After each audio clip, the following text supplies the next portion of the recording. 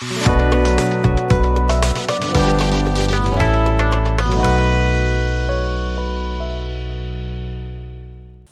friends, myself Rachna Ma'am. I am back again with the continuation of the chapter, that is the rise of nationalism in Europe.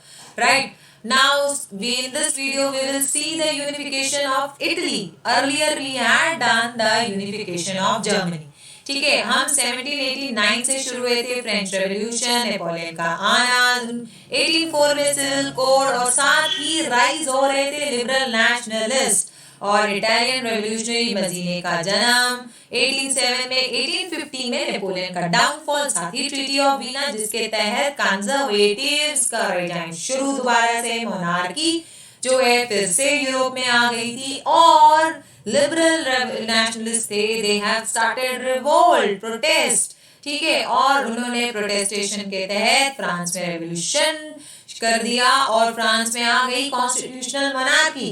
1831 में मजीने को भेज दिया exile, देश निकाला, क्योंकि Liguria में कर दिया उन्होंने रिवोल्ट, रेवोल्यूशन कर दिया था, तो दैट्स व्हाई। उसके बाद 1830 में बेल्जियम को भी इंडिपेंडेंस मिली यूके से। 1832 में ट्रीटी ऑफ कॉन्स्टेंटिनोपल साइन हुई जिसके तहत ग्रीस को मिल गई इंडिपेंडेंस। 1834 में कस्टम यूनियन बनाया गया, प्रूशिया का बहुत अच्छा इनिशिएटिव जिससे इकोनॉमिक फ्रीडम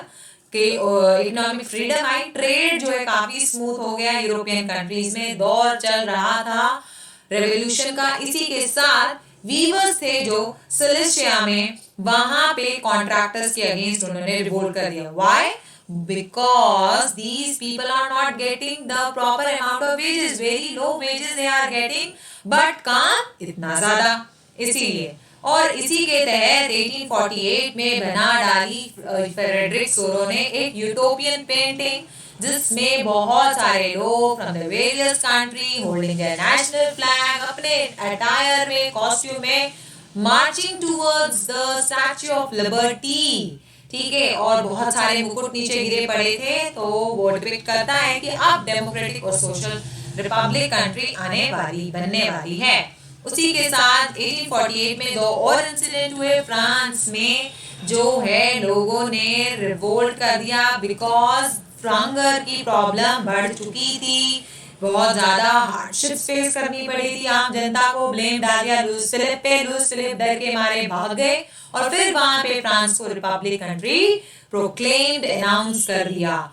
और जर्मनी भी बड़ा काफी इंस्पायर हुआ फ्रांस से, उन्होंने भी सोचा क्यों ना हम भी कॉन्स्टिट्यूशन बनाए, फ्रैंकफर्ट में जाके वहां पे पार्लियामेंट बनाने की सोची और नेशनल असेंबली के लिए वोट हुए, कॉन्स्टिट्यूशन ड्राफ्ट किया, बट जिन्होंने जो मेंबर्स थे उस नेशनल असेंबली के, उसमें कोई भी पुअर मिडिल क्लास नहीं था, तो इस वजह से भी उसका सपोर्ट थोड़ा कम हो गया लिबरल एजुकेटेड क्लास का। मोर ओवर किंग ने उनके कॉन्स्टिट्यूशन को ही रिजेक्ट कर दिया, किंग ऑफ प्रूशिया ने ही कॉन्स्टिट्यूशन को रिजेक्ट कर दिया।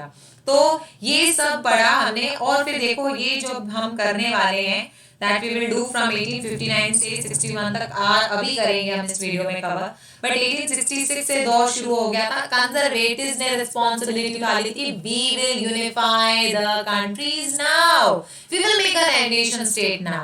तो इन्होंने नेशनलिज्म की भावना लाने का जिम्मा उठा लिया था, ये यूनिफाई करेंगे, ताकि ये चाहते थे कि हमारा पॉलिटिकल डोमिनेंस रहे, ऐसा ना हो कि लोग हमारे कंट्रोल से निकल जाएं और हमारी पावर चली जाएगी, तो we should be little liberal, clear.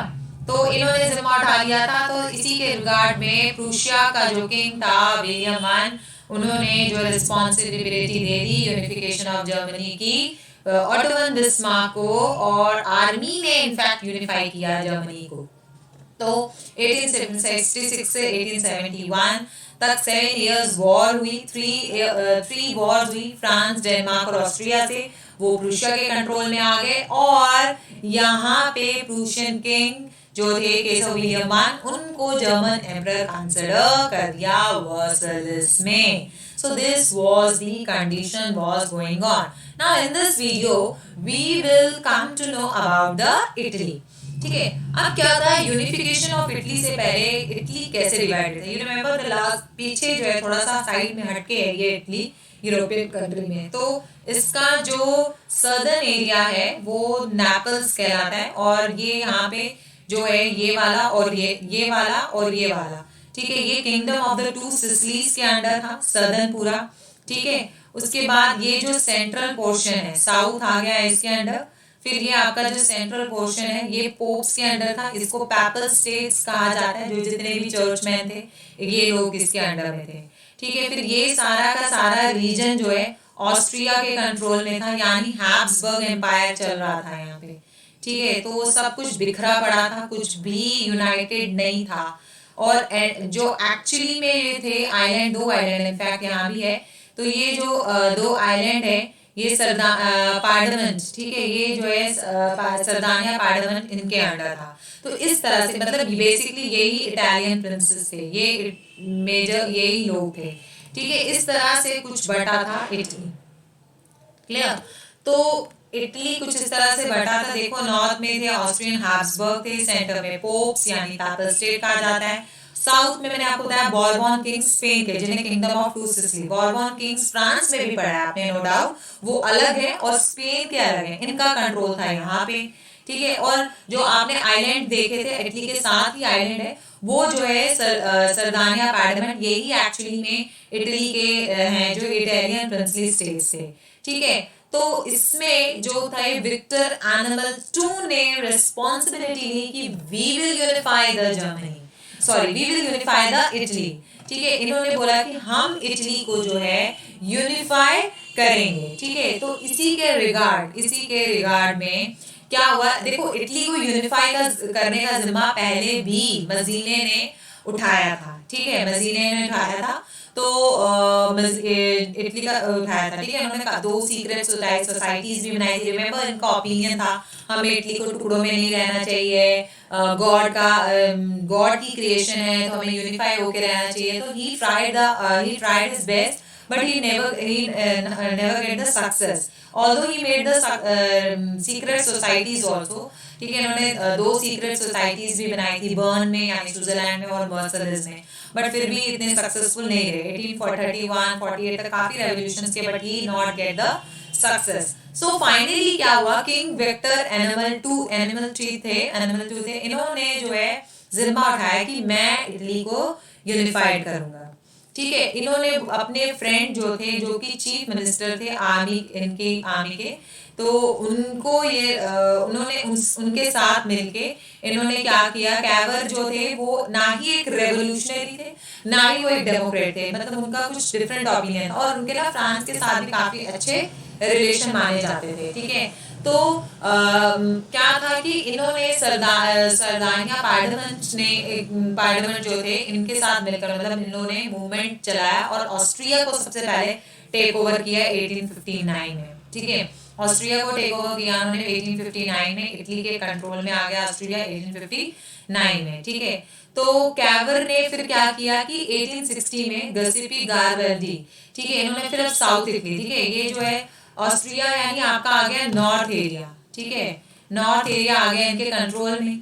अब इन्होंने कैवर ने क्या किया, गसिपी गारबेल्डी, उन्होंने साउथ इटली जो था, इटली का जो जिसको kingdom of the two Sicily भी कहा जाता है, तो साउथ इटली जहाँ पे स्पेन का रूल था, बॉर्बन डायनेस्टी चल रही थी, उसको वहाँ के लोगों का, वहाँ के फार्मर्स का जो है सपोर्ट हासिल किया, और उसके हिसाब से और उन्होंने स्पेनिश रूलर को वहां से बाहर निकाला, ठीक है, गारबेल्डी की हेल्प ली और वहां से उन्होंने बाहर निकाल दिया, ठीक है। नॉर्थ आ गया इसके कब्जे में, साउथ आ गया, और जो आइलैंड वाला था वो ऑलरेडी सरदानिया पार्लियामेंट का था। अब बचा सेंटर, राइट।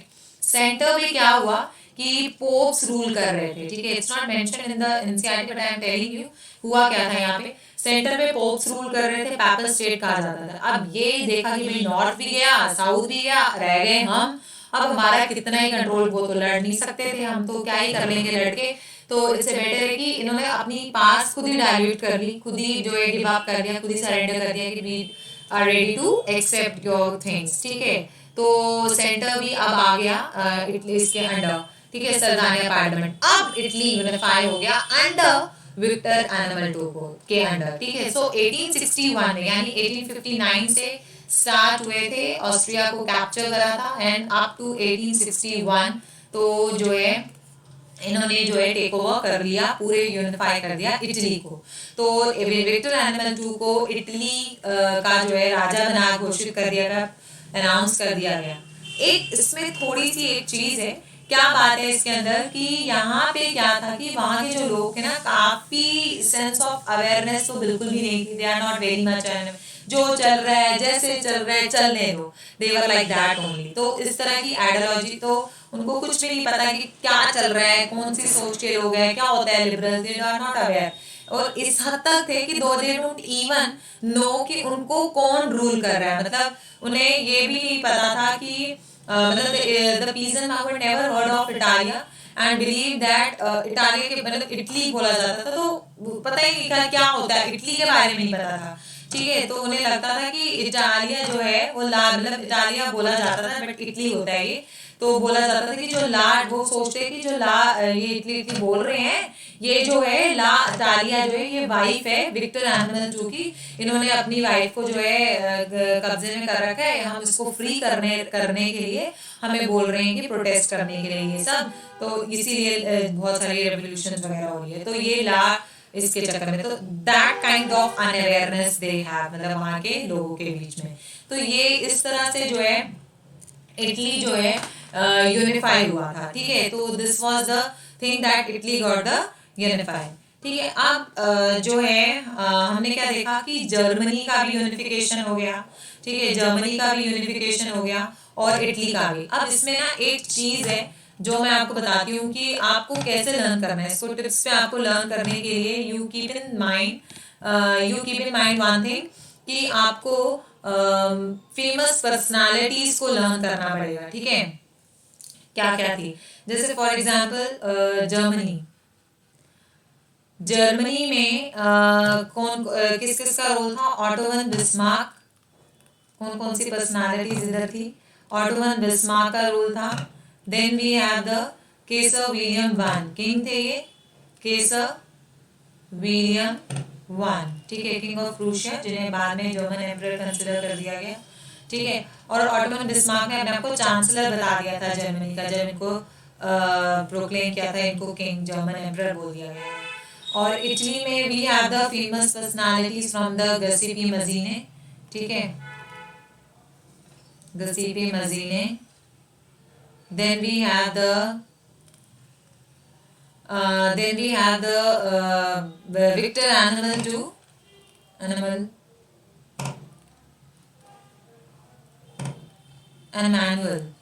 and Manual 2. ठीक है, then we have this one also, Caver. ठीक है, then we have the Garvelli, गसिपी, दोनों गसिपी हैं एंड भी वहीं से गसिपी गारवेली। तो in this way these were the personalities who played an eminent role। ठीक है, जिनका eminent role था यहाँ पे इनको यूनिफाई करने के लिए। ठीक है, तो दिस जर्मनी और इटली को। ठीक है, तो आपको इस तरह से लर्न करना होगा कि यहाँ पे जो है कैसे जर्मनी यूनिफाई और किन लोगों ने इसको यूनिफाई करा। ठीक है, किन लोगों ने इसको यूनिफाई किया। ठीक है, एक एक्स्ट्रा इन्फो मैं आपको बता चुकी थी जो पता होनी चाहिए। I believe if you are in 9th तो यू मस्ट नो। जर्मनी की capital I told you it's Berlin, और इटली की capital I told you it's Rome. Clear, Rome है यहाँ की कैपिटल। ठीक है, तो that's all for today. I hope आपको यूनिफिकेशन ऑफ जर्मनी और इटली अच्छे से समझ आ गया होगा, क्लियरली समझ आ गया। समटाइम्स इन 3 मार्क का question they ask what is the role of Mazzini, what is the role of the Victor Emmanuel 2 या Cavour in the unification of Italy. तो you will answer in this way. ठीक है, I hope the things are clear. That's all for today. Thank you and have a nice day.